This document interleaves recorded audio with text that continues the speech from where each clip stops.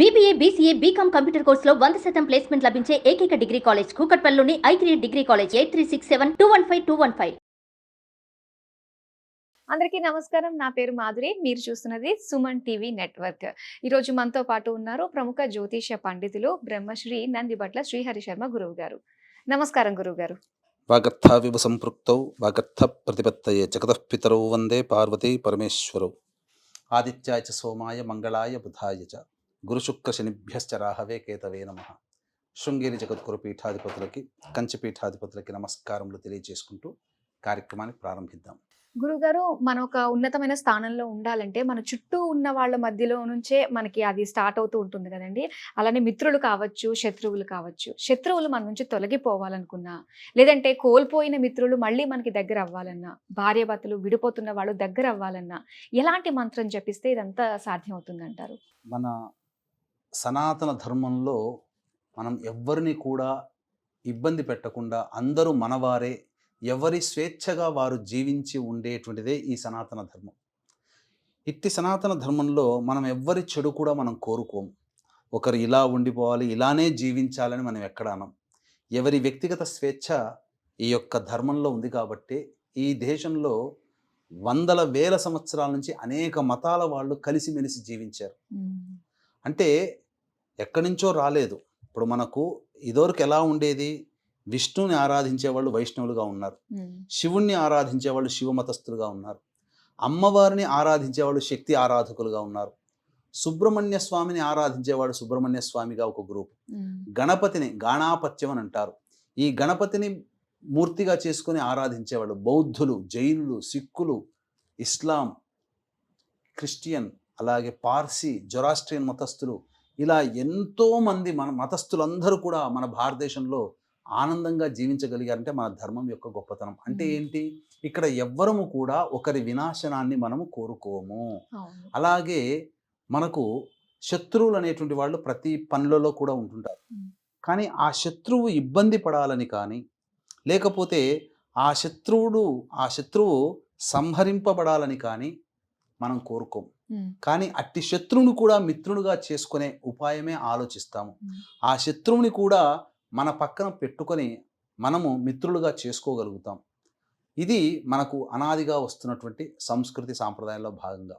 కాబట్టి ఇప్పుడు మనం ఏదైతే మనకు చుట్టుపక్కల మనకు తెలియకుండా మనకు శత్రువులు, ఇంటర్నల్ ఎనిమీస్ అంటారు, తెలియని శత్రువులు మన చుట్టుపక్కల మనకు బాగానే నవ్వుతూ కనిపిస్తుంటారు, మాట్లాడుతూ ఉంటుంటారు, ఏదో అన్ని విషయాలు మనతో ముచ్చటిస్తుంటారు, కానీ వెనకాల మన గురించి గోతులు తవ్వే వాళ్ళు ఉంటారు. అటువంటి వాళ్ళు కొంతమంది మనకు ధైర్యంగానే బాహాటంగానే ఎదురెదురుగా కూర్చొని ఇబ్బంది పెడుతూ ఉండేటువంటి వాళ్ళు ఉంటారు, మాటల ద్వారా, చేతుల ద్వారా.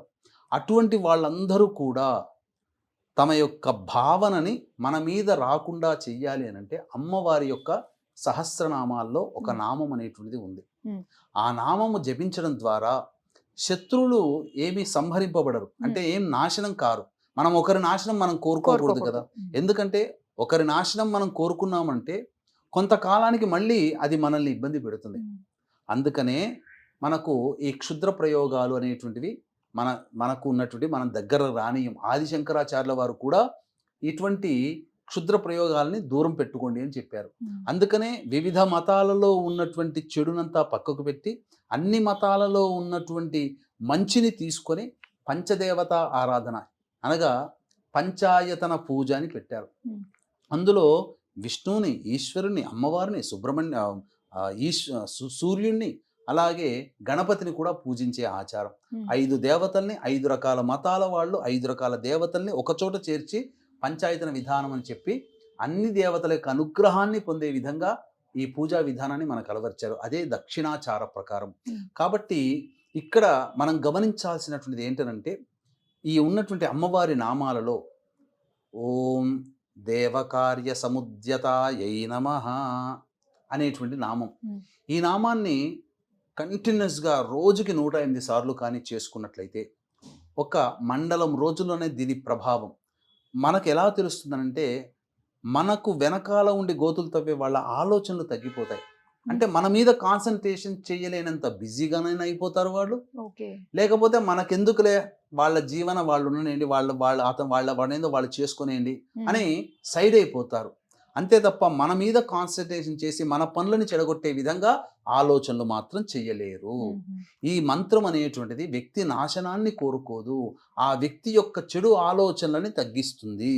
అందుకనే మనకు ఈ సంబంధించినటువంటి అరణ్య పర్వం, మహాభారతంలో అరణ్య పర్వంలో ఏం చెప్పబడి ఉందనంటే, మంచిని కాపాడేటువంటివన్నీ కూడాను దేవతల యొక్క విషయంగా, చెడునన్నిటినీ కూడాను రాక్షసులుగా చెప్పబడి ఉంది. కాబట్టి కౌరవులంతా రాక్షసులు, పాండవులంతా దేవతల పటాన ఉన్నటువంటి వాళ్ళని చెప్పడం జరిగింది. కాబట్టి ప్రతిరోజు నియమంగా లేకుండా ఈ అమ్మవారి నామాన్ని ఓం దేవకార్య సముద్యతాయై నమః అనే నామాన్ని రోజుకి 27 సార్లు జపం చేసుకుంటే ఆ రోజు మనకు చుట్టుపక్కల ఉన్న వాళ్ళందరూ కూడా స్నేహితులు అవుతారు.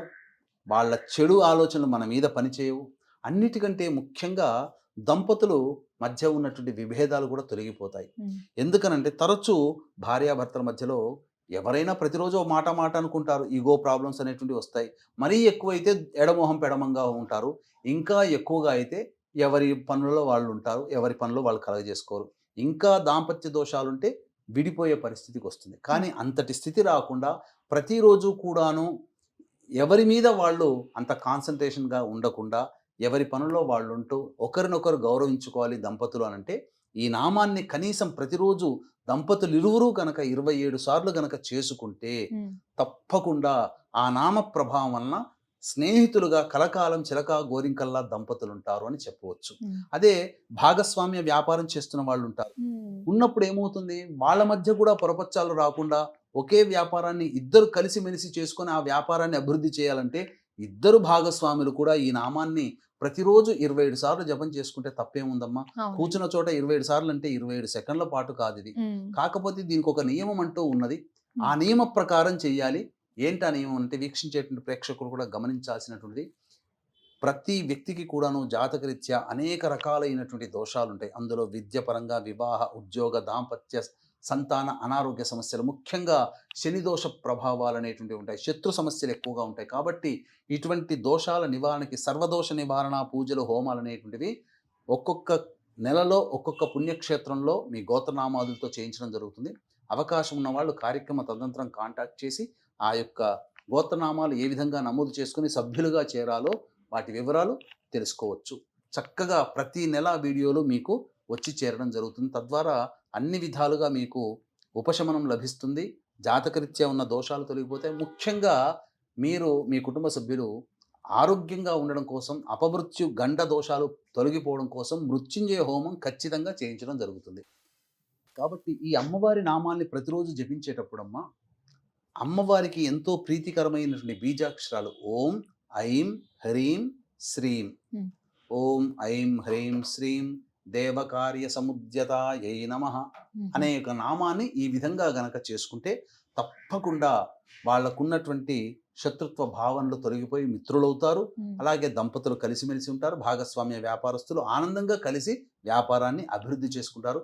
అంతేకాకుండా భాగస్వామ్యము అనంటే ఇక్కడ కేవలం దంపతులు లేకపోతే వ్యాపారంలో చేసేవాళ్ళు కాకుండా, మనం ఏ రోజు పని చేస్తుంటామో ఆ పనికి మనకు సహాయం చేసేవాళ్ళు, ఆ రోజుకి మనతో ఎవరైతే కలిసిమెలిసి ఉంటారో ఆ రోజు వరకు ఉండే వాళ్ళందరూ మన యొక్క పనులలో భాగస్వాములు. కాబట్టి మనం చేసే ప్రతి పనులలో ఎదుటి వాళ్ళ యొక్క సహాయ సహకారాలు సంపూర్ణంగా ప్రేమతో, వాలంటరీగా ప్రేమతో రావాలి అనంటే ఈ నామాన్ని పొద్దున్నే లేచి స్నానం చేయగానే ఓం ఐం హ్రీం శ్రీం దేవకార్య సముద్యతాయై నమః అనే నామాన్ని 27 సార్లు జపం చేసుకోండి. అంతకంటే ఎక్కువ అవసరం లేదు. పైసా ఖర్చు లేనటువంటిది, అన్నిటికంటే మించి అమ్మవారి అనుగ్రహాన్ని అతి శీఘ్రంగా ప్రసాదించేటువంటి నామము, అద్భుతము. ఇది చేసి చూడండి. 2 నెలల తర్వాత మీ జీవితంలో జరిగే మార్పులని మళ్ళీ కామెంట్ రూపంలోనే మీరు తెలియజేస్తారని చెప్పవచ్చు. చాలా బాగా తెలియజేశారు గురుగారు. మొత్తం మీద ఏంటంటే బయటికి వెళ్ళే ప్రతి ఒక్కళ్ళు కూడా నిత్యం జపించుకునే మంత్రం అని అర్థమవుతుంది ఇది. ఇంత చక్కగా తెలియజేసినందుకు ధన్యవాదాలు. సర్వం శ్రీ ఉమామహేశ్వర పరబ్రహ్మార్పణమస్తు.